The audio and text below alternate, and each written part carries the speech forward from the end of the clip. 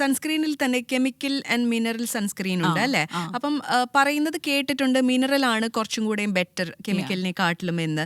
അപ്പം നമ്മൾ daily use ചെയ്യുന്ന ഈ കാര്യത്തിൽ അങ്ങനെ എന്താ ശ്രദ്ധിക്കേണ്ടത്? ഇപ്പോൾ നമുക്ക് മിനറൽ സൺസ്ക്രീൻ ആണ് നല്ലത്. പക്ഷെ മിനറൽ സൺസ്ക്രീൻ ചിലപ്പോ ഒരു ടിൻഡഡ് ഒരു ഇങ്ങനെ എന്താ പറയാ ഒരു വൈറ്റ് കാസ്റ്റ് പോലെ വരുമ്പോ അത് നമുക്ക് പ്രസന്റബിൾ അല്ല, അങ്ങനെ പേഷ്യൻസ് പറയാറുണ്ട്. അപ്പൊ അങ്ങനെ നോക്കുമ്പോൾ നമ്മളൊരു ബ്രോഡ് സ്പെക്ട്രം വിത്ത് കെമിക്കലും കുറച്ച് കെമിക്കൽ സൺസ്ക്രീൻ ഉണ്ടാകുമ്പോഴേ ഒരു 100% പ്രൊട്ടക്ഷൻ കിട്ടുള്ളൂ സൺസ്ക്രീൻ യൂസ് ചെയ്യുമ്പോൾ. പക്ഷേ ഞാൻ എപ്പോഴും ഈ കുഞ്ഞു കുട്ടികളിൽ ഒരിക്കലും ഒരു കെമിക്കൽ സൺസ്ക്രീൻ യൂസ് ചെയ്യരുത്.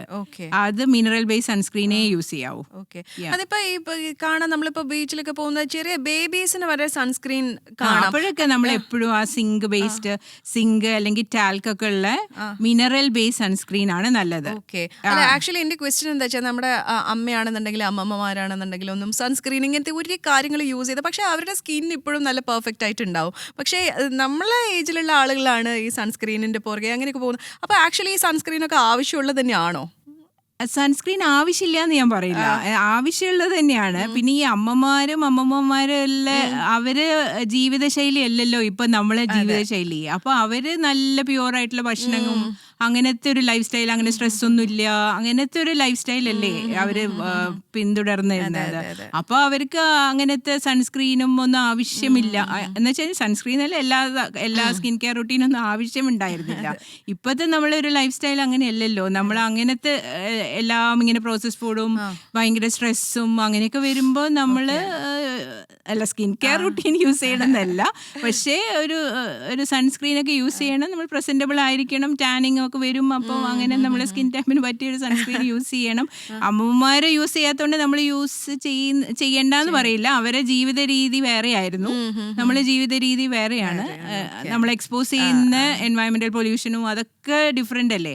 നമ്മൾ എവിടെ നോക്കിയാൽ ഇപ്പൊ പ്ലാസ്റ്റിക്കിന് മൈക്രോ പ്ലാസ്റ്റിക് എന്നൊക്കെ പറയില്ലേ, അതൊക്കെ നമ്മളെ ബോഡീനെ ഡാമേജ് ചെയ്യുന്നു. നമ്മൾ എന്താണ് അപ്പൊ നമുക്ക് ഇങ്ങനെ 100% ഒരു എന്താ പറയാ ഇങ്ങനത്തെ ഈ എന്താ പറയാ ഈ പ്ലാസ്റ്റിക്കും ഒന്നും ഇല്ലാത്ത ഭക്ഷണം അല്ലെങ്കിൽ ആർട്ടിഫിഷ്യൽ സ്വീറ്റ്നെസ്സോ ഒന്നും ഇല്ലാത്ത ഭക്ഷണം നമുക്ക് കഴിക്കാനേ പറ്റില്ല, നമുക്ക് അങ്ങനെ ജീവിക്കാൻ പറ്റില്ലല്ലോ. അപ്പൊ നമ്മള് അത് എക്സ്പോസ്ഡ് ആയിക്കൊണ്ടിരിക്കുക. അപ്പൊ നമുക്ക് ഇതെല്ലാം ഈ ന്യൂട്രിയൻ ഡെഫിഷ്യൻസി അങ്ങനത്തെ കാര്യങ്ങളൊക്കെ വരും.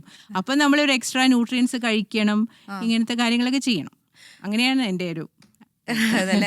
ഇപ്പം ഈ ടീനേജേഴ്സിനൊക്കെ ഞാൻ കണ്ടിട്ടുള്ളത് അവർക്ക് എപ്പോഴും ഒരു ക്വിക്ക് ഫിക്സ് കിട്ടണം അല്ലേ, ഈ കുറച്ച് വെയിറ്റ് ചെയ്യാനൊന്നും പറ്റില്ല. സോ ഈ അടുത്തിടെ പണ്ട് നമ്മളെ ഫെയർ ആൻഡ് ലവ്ലി ഒക്കെ വന്ന പോലെ ഈ അടുത്തിടെ ഹൈപ്പായ ഒരു കാര്യമാണ് ഗ്ലൂട്ടതയോൺ അല്ലേ.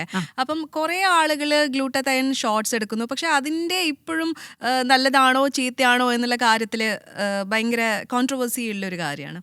സോ ഡോക്ടറിൻ്റെ ഒരു അഭിപ്രായത്തിൽ ഗ്ലൂട്ടതയോൺ എടുക്കാൻ നല്ലതാണോ, സൈഡ് എഫക്ട്സ് ഉണ്ടോ, എന്താ അതിൻ്റെ? ഗ്ലൂട്ടതയോൺ ആസ് എ മോളിക്യൂൾ ഒരു ആന്റി ഓക്സിഡന്റ് ആണ്. അത് വെച്ചിട്ടാണ് അപ്പൊ നമ്മൾ കഴിക്കുന്ന ഈ ടോക്സിൻസ് ഒക്കെ നമ്മുടെ ബോഡിയിൽ വരുമ്പം അത് ഡീടോക്സിഫൈ ചെയ്യാനായിട്ട് ലിവർ പ്രൊഡ്യൂസ് ചെയ്യുന്ന ഒരു സംഭവമാണ് ഗ്ലൂട്ടതയോൺ. അപ്പൊ അത് നമ്മൾ ബോഡിയിൽ ഇടും. കൂടുതലായിട്ട് ഇങ്ങനെ നമ്മളെ ശരീരത്തിലേക്ക് വരുമ്പം അതിന്റെ ഒരു സൈഡ് ഇഫക്റ്റ് ആണ് വൈറ്റനിങ്. ആ ഒരു കോൺസെപ്റ്റ് എടുത്തിട്ടാണ് ഈ മലയാളികൾക്ക് ഇങ്ങനെ വൈറ്റനിങ് ഗ്ലൂട്ടതയോൺ വൈറ്റനിങ്. അപ്പോൾ ഈ വൈറ്റനിങ് എന്ന് പറഞ്ഞാൽ ഒരു 2-3 ഷെയ്ഡ് കളർ ഡിഫറൻസ് ഒക്കെ വരണമെങ്കിൽ ഈ ഗ്ലൂട്ടതയോൺ നല്ല ഹൈ ഡോസിൽ വേണം നമ്മൾ IV ആയിട്ട് ഇഞ്ചെക്ട് ഇങ്ങനെ ഇൻട്രാവീനസ് ആയിട്ട് വെയിനിൽ കൂടെ ഇടാനായിട്ട്.